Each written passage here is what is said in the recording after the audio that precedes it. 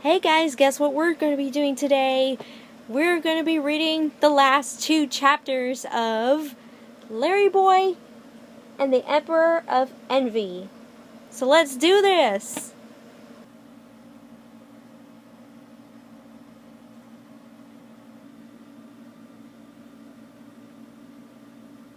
Down the street, Frank, Jesse, and the Emperor surrounded Junior. So, taunted the Emperor, you think a little kid like yourself is going to outwit the Emperor? I'm not so little, said Junior defiantly. I'm taller than you. He has a point there, agreed Jesse. Quiet, shouted the Emperor. Grab the kid and let's get back to squishing LarryBoy. This guy is so mean. Did somebody mention my name? LarryBoy leaped into the middle of the gang, landing next to Junior.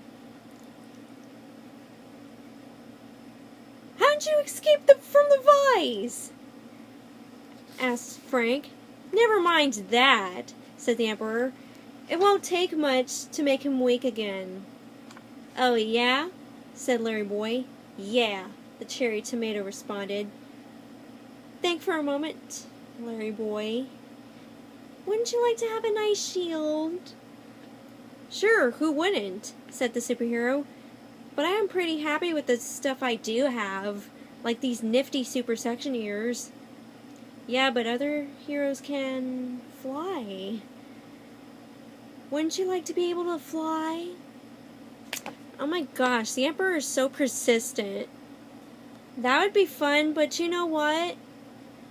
I already fly with my Larry jet, so I'm okay with not being able to fly. Drat! Mumbled the Emperor. You defeated Envy! Junior shouted. That's right, thanks to you, said LarryBoy.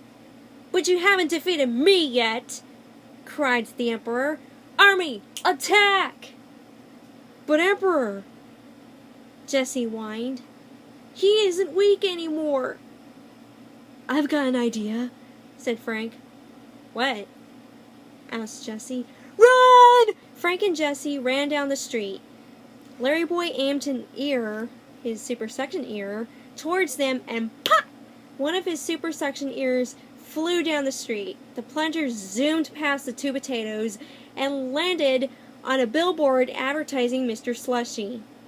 Product placement. Ha! Shouted Frank. He missed. You know, said Jesse, the last time we thought he missed, he really didn't miss. What are you trying to say? Asked Frank. I guess I'm trying to say, look out! Hollered Jesse. LarryBoy reeled in his plunger, which uprooted the billboard and pulled it right toward the 2 henchmen. Whack! The billboard and the henchmen collided. Frank and Jesse fell to the ground in a daze. Wow. That ought to keep them quiet for a little bit, said LarryBoy. And now for the ringleader.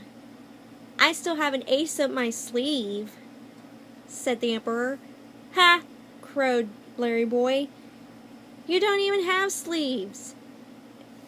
It's just an expression, said the Emperor. Watch. The Emperor held his breath and nearly shrunk out of sight. Oh no! Cried Junior. He'll get away! Don't worry, said LarryBoy. Archie thought the Emperor might try to use his super shrinking power. That's why he packed this. A penguin doll? No. LarryBoy pulled a handheld Larry vacuum from his utility belt. He turned on the vacuum, which sucked dust and debris into its bag. After a minute, Larry turned the vacuum off. Now what? Asked Junior. Now he waited until the Emperor can't hold his breath anymore. Puff! Suddenly, a bulge the size and shape of a cherry tomato appeared inside the vacuum bag. He's in there, guys. Newest superhero ability, suffocation. Looks like we caught the Emperor after all, said LarryBoy. Thank you for saving the day, LarryBoy, said Junior. Thank you, Junior, for showing me how to defeat envy. Bring! That would be for me, said LarryBoy. Hello, Archie. LarryBoy, are you okay? Thanks to Junior and you, I'm fine. And what about the Emperor? Don't worry, Archie. I've got that one in the bag. Pun intended?